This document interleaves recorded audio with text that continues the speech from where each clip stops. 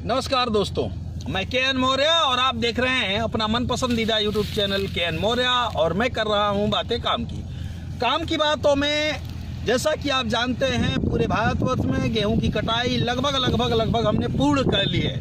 बहुत ज़्यादा किसानों ने गेहूं की कटाई पूर्ण कर ली है। जैसा कि आप पीछे देखें तो पूरी तरह से गेहूं की कटाई हो चुकी है। गेहूं की कटाई के बाद हमारे किसानों ने हमसे कहा कि आप एक वीडियो हमें दीजिए पराली प्रबंधन पे। मैं आपको आज बताऊंगा पराली प्रबंधन के तरीके।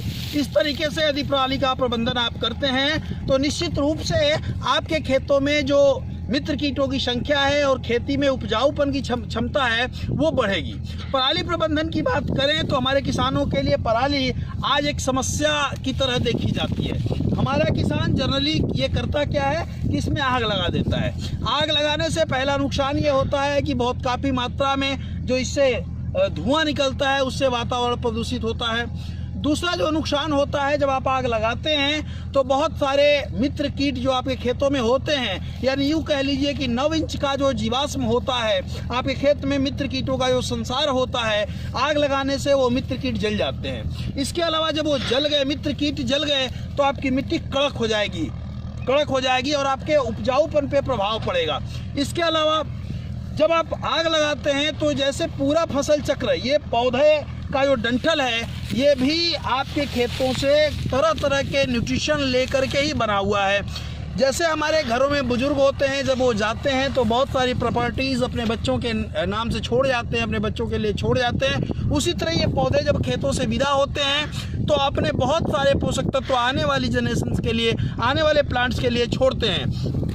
यदि हम इसको इसमें सड़ा दें, गला दें, ये गल जाए तो आपको बहुत ज़्यादा फायदा होगा। तो पराली के जलाने का नुकसान आपने देख लिया। आप प्रबंधन की बात करें तो जो प्रबंधन करना है, पहला काम ये करना है कि जैसे ही आपका गेहूं कट गया है, नड़ई है, आप रेपर चलवाएं। रेपर एक, या यूं कह लीजिए, भूसा बनाने की मशीन। आम भाषा में गांव में हम इसे भूसा बनाने की मशीन कह रहे हैं। देखिए, हमारे एक समझदार किसान हैं जो पराली प्रबंधन पे लगे हुए हैं। ये ट्रैक्टर जो है भूसा बना रहा है। जब ये भूसा बनाना शुरू करेगा तो ये जो पराली है आपकी लगभग 4 इंच केवल छोड़ करके पूरा ये भूसा बना देगा। पराली 4 इंच बचेगी। अब 4 इंच पराली जब बच जाए, जब आपका भूसा बन जाए, भूसा बनवा लेंगे तो फ़ायदा क्या होगा? 2 फायदे हैं। एक तो आपके पास थोड़ा सा खेत है और आपने भूसा बनवा लिया तो एक साल, लगभग साल भर आपके पशुओं को खाने का सामान मिल जाएगा।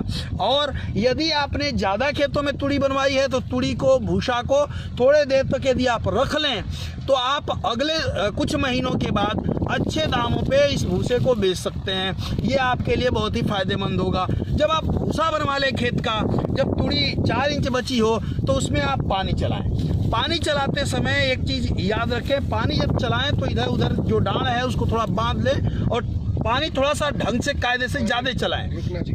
पानी जो है कम से कम खेत में जो आपकी 4 इंच वो है वो डूब जाए, इतना पानी आप चलाइए। जब पानी आपके खेतों में डूब जाए, लग जाए, इतना पानी लग जाए तो उसमें करना क्या है, कम से कम 15 से 20 किलो पर एकड़ के हिसाब से यूरिया लीजिए। 15 से 20 किलो यूरिया को पानी लगे खेत में आराम से चारों तरफ छिट्टा दे दीजिए। इससे क्या होगा, यूरिया जो है, जैसा कि आप जानते हैं, यूरिया आपके जो पराली है उसको बहुत तेज़ी से गलाने का काम करेगी, एकदम गला देगी उसको।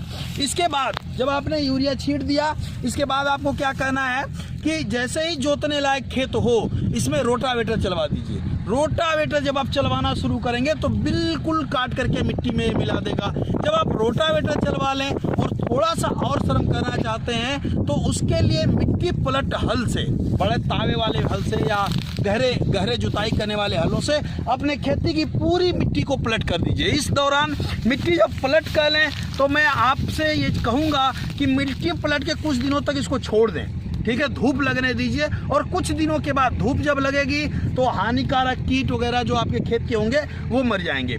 जब कुछ दिन हो जाए, 10-15 दिन, 20 दिन धूप बढ़िया से लग जाए तो आप फिर से अपने खेत में पानी चलाइए। और पानी चलाते समय फिर आपको ध्यान देना है, कम से कम 4 अंगुल पानी रुके।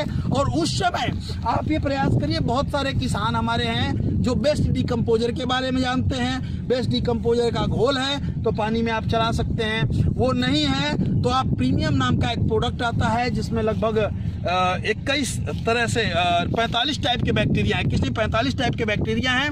उसको 1 एकड़ में 1 बोतल आप डाल दें, पानी चला के रास्ता ही डाल दें। इससे फायदा क्या होगा कि जब आप नेक्स्ट किसी फसल की बुआई करेंगे तो आप देखेंगे कि खादों के कम प्रयोग में ही ये तुड़ी जो आपके खेत की जड़ें थी वो आपके खेत में सड़ करके गल करके एक बहुत ही बढ़िया खाद का काम करेंगी और आपकी जो फसल होगी वो वाकई बहुत शानदार और जानदार होगी।